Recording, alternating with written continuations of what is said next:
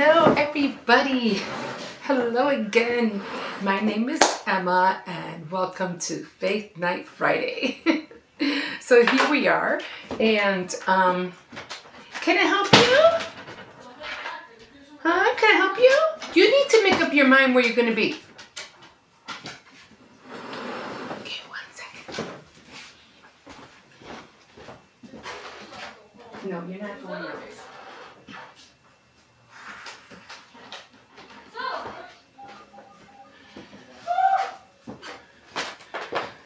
I'm sorry about that. It's just every time he opens the door, he like, bam, opens the door. Anyway, we are in, there he comes again. What? You're going to start recording? Yeah, why? What's up? Yeah, I want to show you something. It's fine. Okay. So, just try, just leave. We are in 1 Samuel still. We are also in the 23rd chapter. It got a little bit chilly in here, so I need to put a sweater on because I could pick up the heat, but always trying to be conservative. So here we go. Let me know what, let's just jump right in. So we are on the 24th chapter. I'm just going to write it down because every time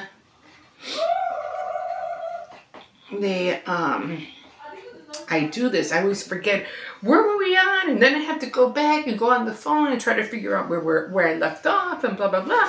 So I say, you know what, I just better start writing down. And what I usually do is that I just put a circle, okay, like I'm on 24. So now I know I'll be on 25, and that's what I didn't do last week.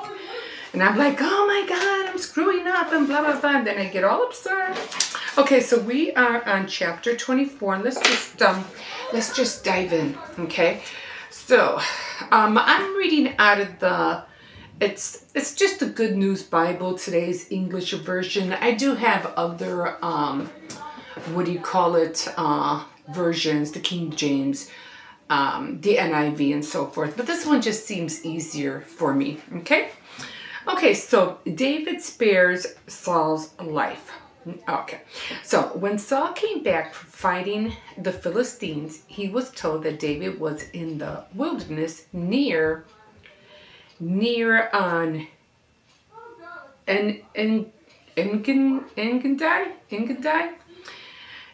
Saul took 3,000 and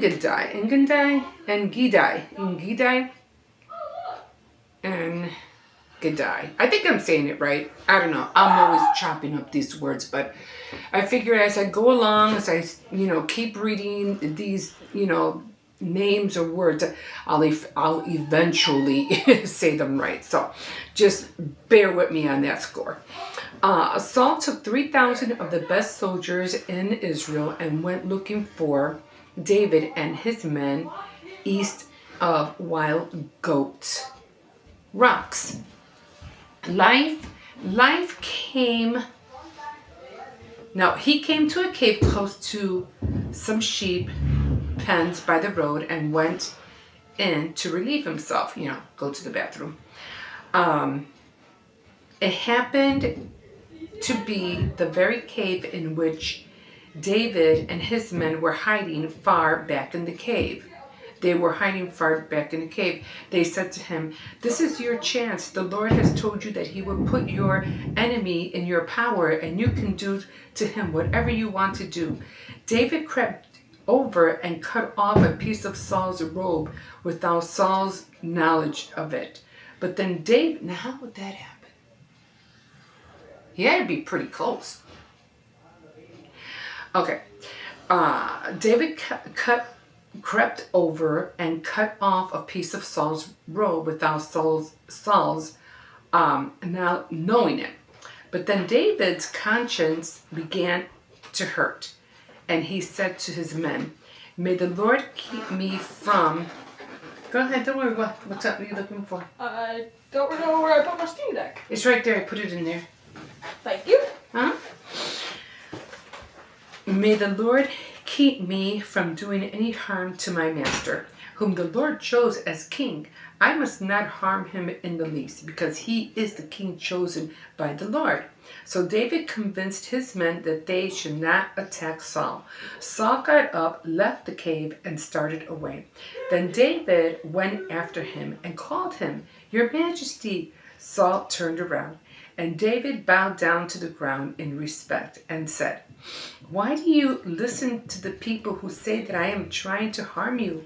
You can see for yourself that just now in the cave, the Lord put you in my power. Some of the men told me to kill you, but I felt sorry for you and said I would not harm you in the least, because you are the one whom the Lord chose you to be king. Look at my father. Look. At the piece of your robe I am holding. I could have killed you, but instead I only cut this off. This should convince you that I have no thought of rebelling against you or harming you. You are hunting me down to kill me, even though I have done nothing wrong. I have done you any wrong. May the Lord judge with which one of us is wrong. May he punish you for your actions against me, for I will not harm you in the least.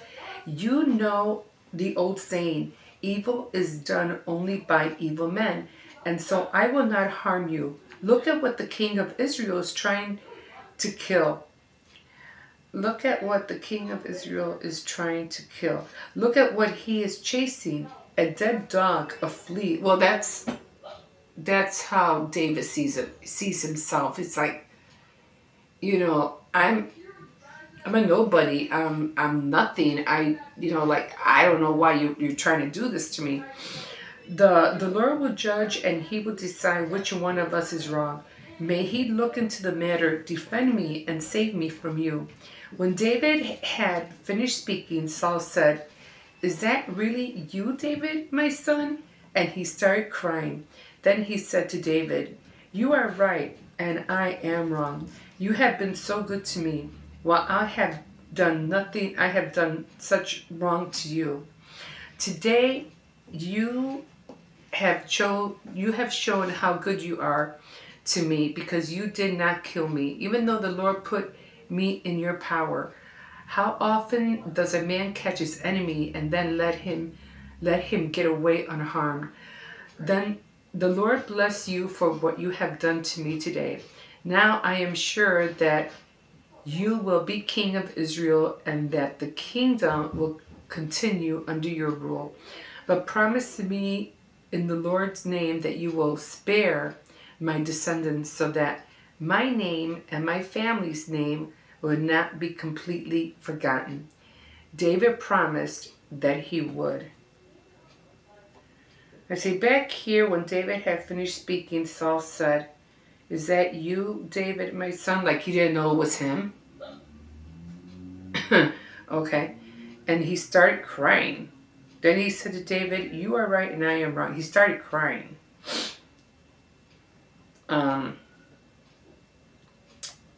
After all this time, him wanting to, but I don't see how David got a hold of his robe and cut, a piece off. That I don't understand. I mean, he had to be pretty close.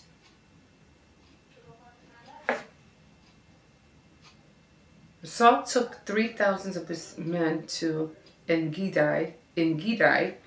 Saul took 3,000 of his best soldiers in Israel, went looking for David and his men east of the Wild Goat Rocks. He came to the cave close to some sheep pens by the road, and went into... Oh!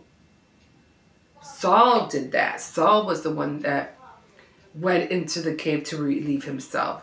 It happened to be the very cave in which David and his men were hiding. I thought it was David that was relieving himself. It was Saul. Were hiding in the back in the cave. They said to him, "Oh, there's your chance. Go, kill him. There he is. Get him. Come on, David, go."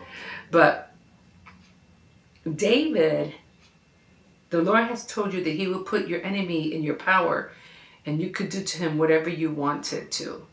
David crept over and cut off a piece of Saul's robe without Saul knowing.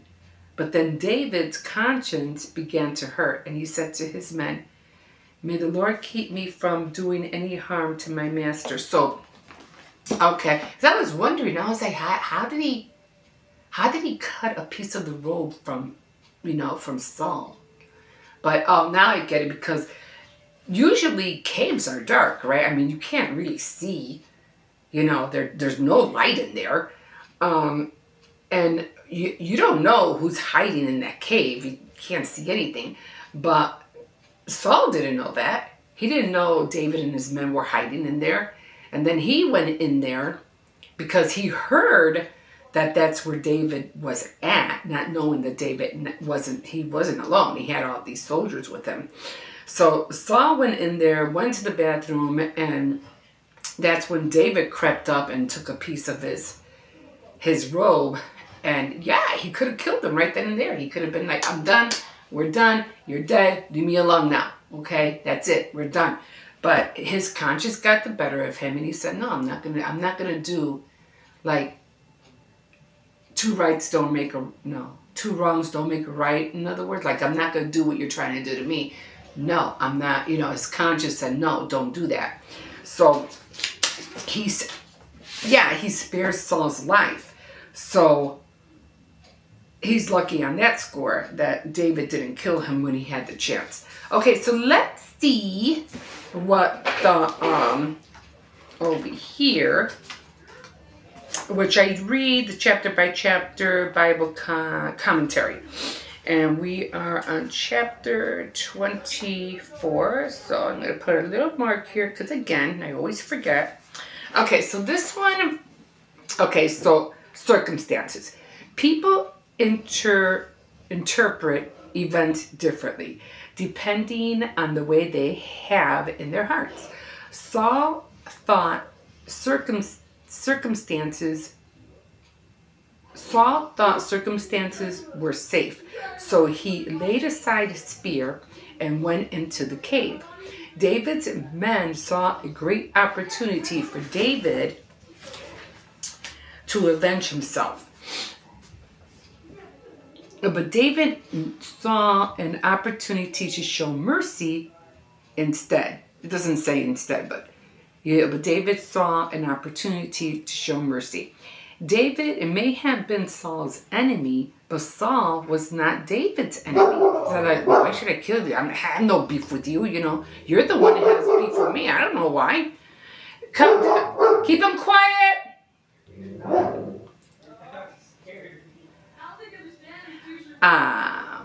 Enemy. Saul's enemy, but Saul was not David's enemy. Compare verse 5. Another tear in the robe. So, wait a minute. I'm trying to find enemy, but Saul was not David's enemy. Verse 5.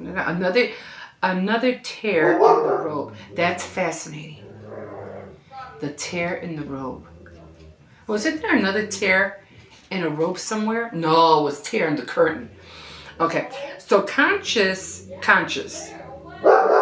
Keep him quiet, hon. David's consequence was so tender that he was troubled after he cut off a corner of Saul's robe. He was humiliating. Come here.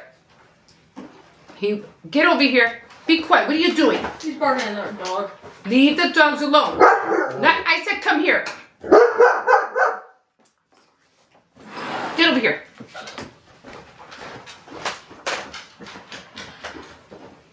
He's lucky he wasn't moving around. Otherwise he would have killed those smart. There we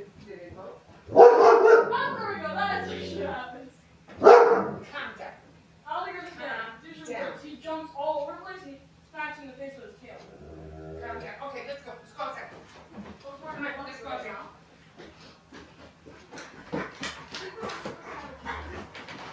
Yeah, go outside. Go on, go. Go outside, go.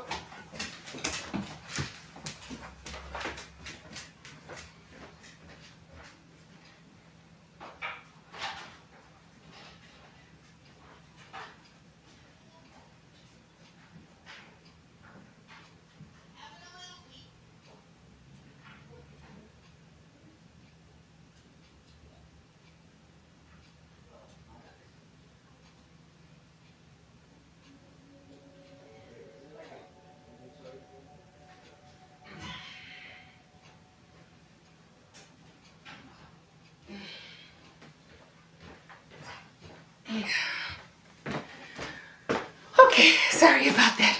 I just took him outside. Otherwise, he would keep barking at in the way. It's just every time he sees these little dogs walk by, he goes nuts.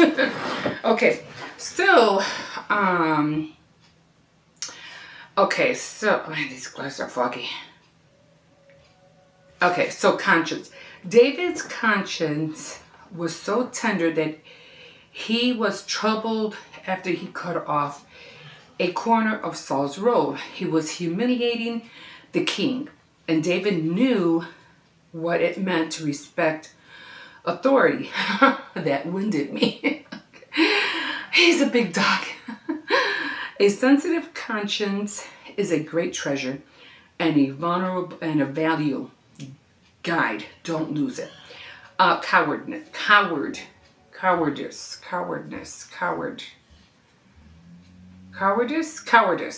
Saul's tears were superficial and his conviction temporary.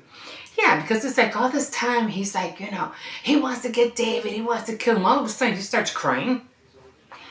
Yeah. Otherwise he would have welcomed David and transferred the monarchy to him. He knew that David would be king. Oh, you better behave. He came in by himself and transferred the monarchy to him. He knew that David would be king, but he opposed it as long as he could.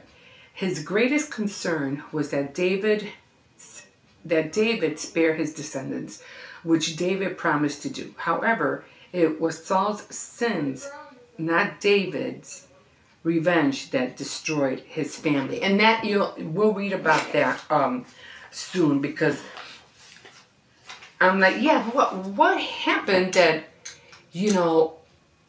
how did David become king? Because Saul was king. So what happened? What transpired from Saul losing the crown, so say, and then it was transferred to David. So we're going to find out more about that later. So, on another note, of course, as everybody knows, Easter did come early. Like, what? Everybody knows that usually Easter used to be in April, around April 7, 12, and now it's like at the end of March. But you know what? Take advantage of it, guys, because you could see it or treat it as a Holy Week. That's how I'm going to do it. I'm like, you know what? I am not going to just, rejoice and be happy just for Sunday. I'm going to take advantage and treat the whole week like a Holy Week, and I can't wait. Because usually what I used to do, and I still do it, usually New Year's, when it comes to New Year's, you always make your resolutions, and you always hope that the New Year's gets better than the year you had before. But with Easter, it's almost like a new year, but a new time to reflect on your past year. And what are you going to do, like a flower, where, it dies and then it grows again. And what are you going to do to cultivate, to water, to make this flower re-flourish? What are you going to do? So that's what I do every year. I do reflection, I recollect, and I think about, okay, so what can I do different to better the year for next year, for this coming year? So that's what I'm going to be doing all week, and I can't wait to get into it. So maybe that's what you should do. Don't treat this way like a Sunday, it's Easter, it's over. No, take that whole week and reflect, journal, take time to spend some time and spend it with Jesus. Find out what he wants you to do this year. Ask him, sing new songs to him. Embrace that, whatever we're going through, but that it's going to get better. We can't be sad because everything around us, is falling apart, or things are going wrong, and things are not right. No, you have to rejoice even in those moments and be grateful that you're still alive and you have a chance to change whatever your circumstances or whatever is in your life and it's not going right. You still have a chance to rectify anything, okay? If there isn't anything to rectify, I hope not. But anyway, you know what I mean. So, like a fish in the sea, so glad you caught me, and we will catch you. Don't forget to like, subscribe, comment. I'm doing the best I can to narrate. I'm doing the best I can to say these names and words right that I can't pronounce quite well yet, but I'm trying to get there. I'm trying to get there. So, again, yeah, don't forget to like, comment, subscribe, and we will see you next time on Faith Night Friday.